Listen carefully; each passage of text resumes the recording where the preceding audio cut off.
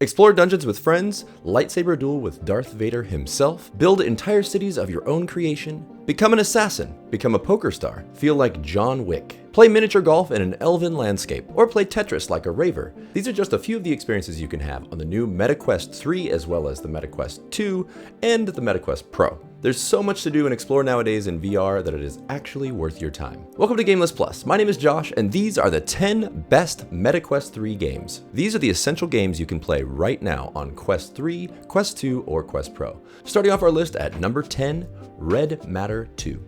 Red Matter 2 is a first-person adventure game. It's one of the first games that is taking full advantage of the new and highly improved Quest 3 hardware. The gameplay is a mix of exploration, puzzle solving, and combat. You will need to use your wits and skills to solve the many puzzles and to defeat the enemies that stand in your way. This is a great game that really shines in the exploration department, and it's used as a great example of what the upgraded graphics on the Quest 3 can do over the Quest 2, but it's still worth your money on either device as it really pushes the Quest 2 to its graphical limits, which is still very impressive. This game is a great alternate reality science fiction romp that will keep you entertained for hours. Along with its excellent visuals and immersive VR gameplay, it also sports great object interaction, interesting puzzles, and a mysterious 6-hour, mostly satisfying story.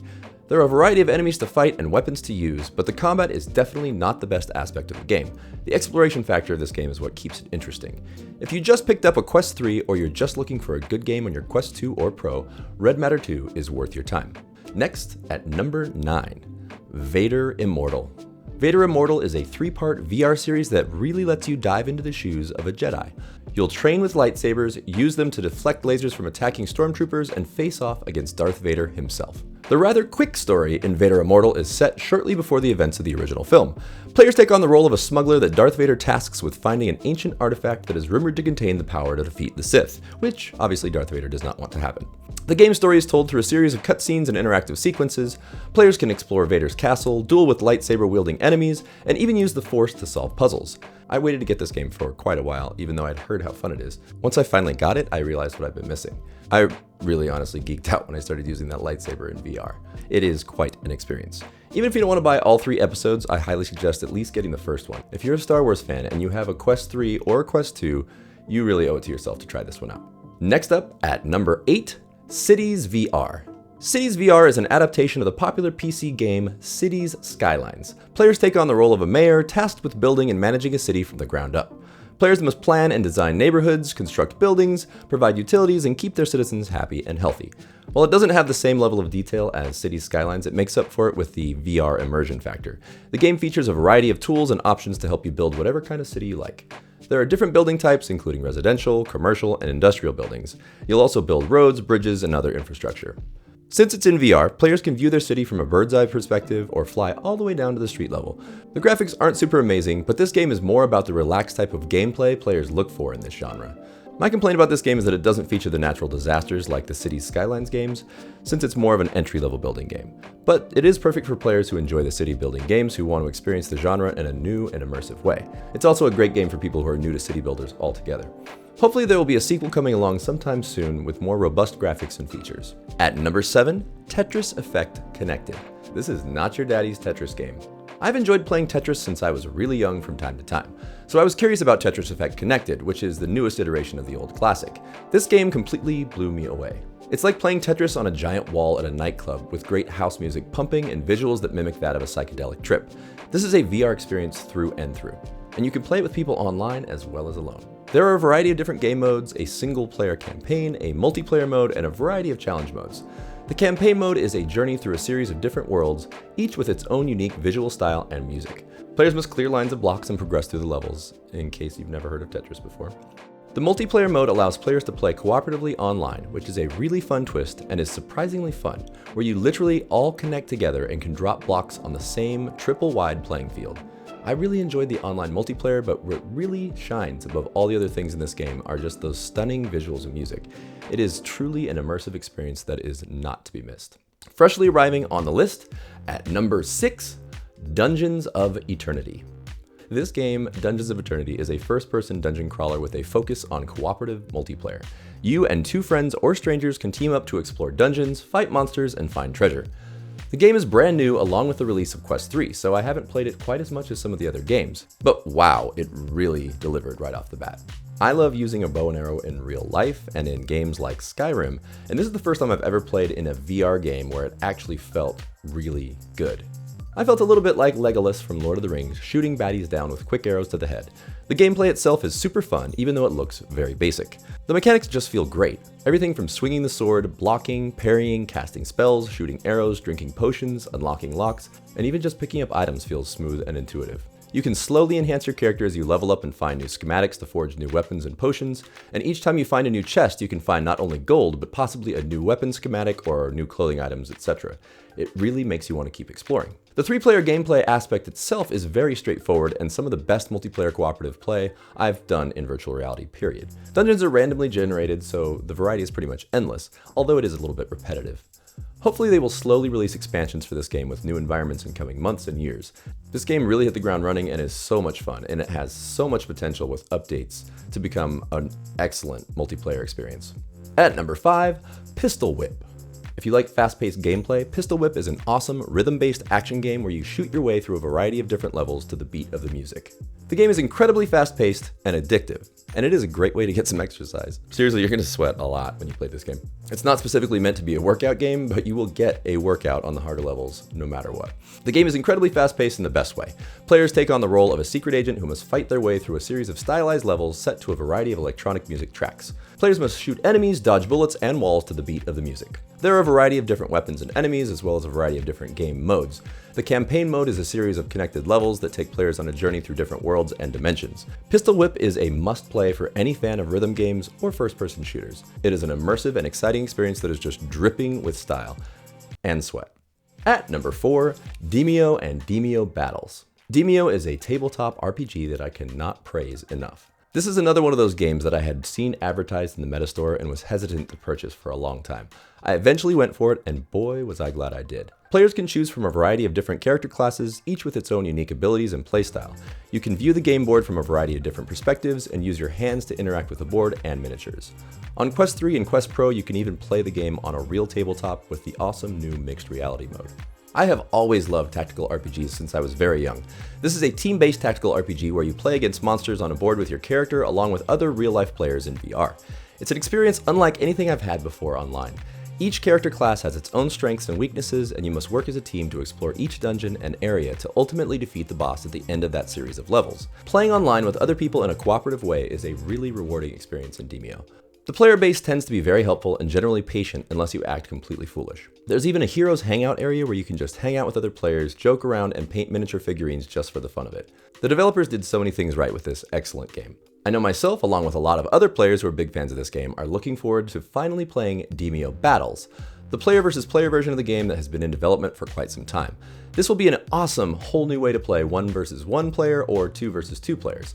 This game has a release date of November 9th, 2023, so as you're watching this video, I'm betting it's already available. I'd still suggest playing the original Demeo first, but hey, maybe I'll just see you out there on the battlefield one of these days. Coming in at number 3, Walkabout Mini Golf. This is one of those games that just feels synonymous with the Quest gaming experience.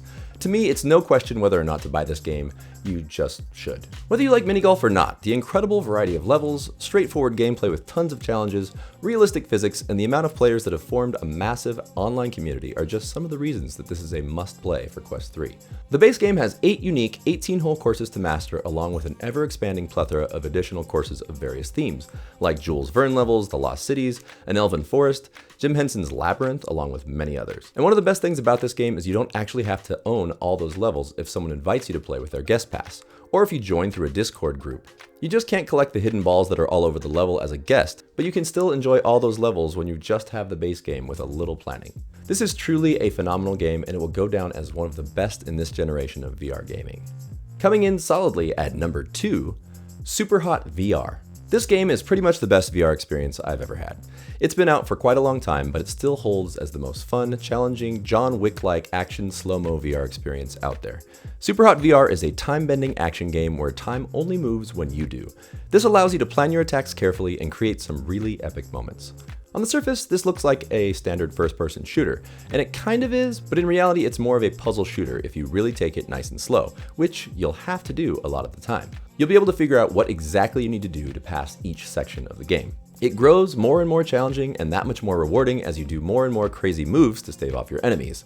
There really isn't much of a story other than being in a virtual reality simulation within the virtual reality simulation and just trying to get through it all. But none of that even matters. It really is just one of the most fun experiences you can possibly have in VR. This is definitely the game that you would let someone try if you wanted them to be impressed by an awesome VR experience for the first time.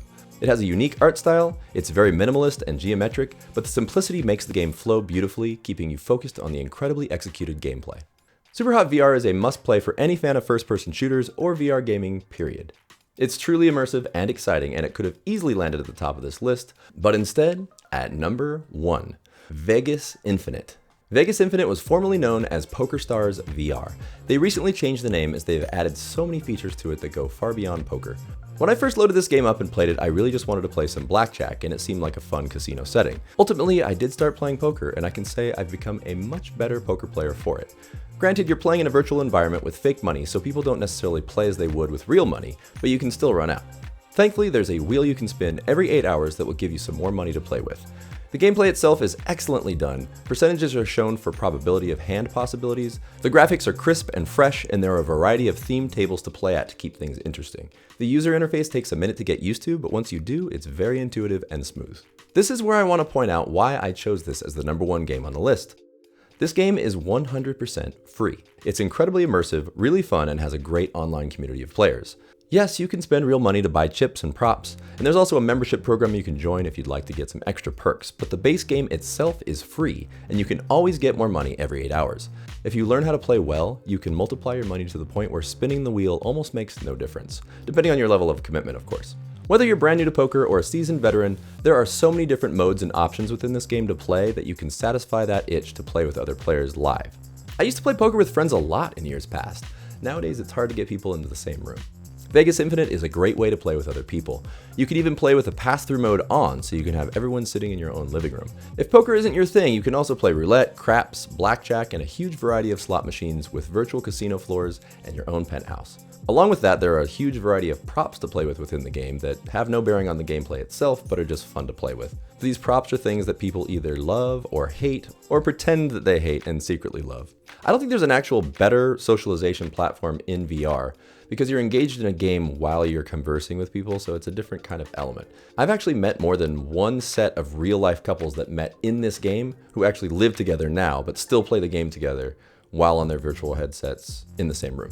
Thankfully, there's a pretty solid moderation system in place as well for people who get out of hand, so it maintains a pretty friendly environment. I mean, there are always going to be wild cards here and there. I've had some weird experiences with people on there, but for the most part, it's pretty solid. Vegas Infinite is my personal favorite in VR, and I've spent more time playing it than anything else. You just have to remind yourself sometimes that real life is more important. So, there you have it. The 10 best Meta Quest 3 games. As of the making of this video, the Quest 3 has just been released, so there are additional titles coming soon that are worth noting that could be added to this list if they're really good. 2 of the most anticipated games are Assassin's Creed Nexus, where you can finally don those assassin's robes and sneak around taking out baddies, on November 16th, 2023.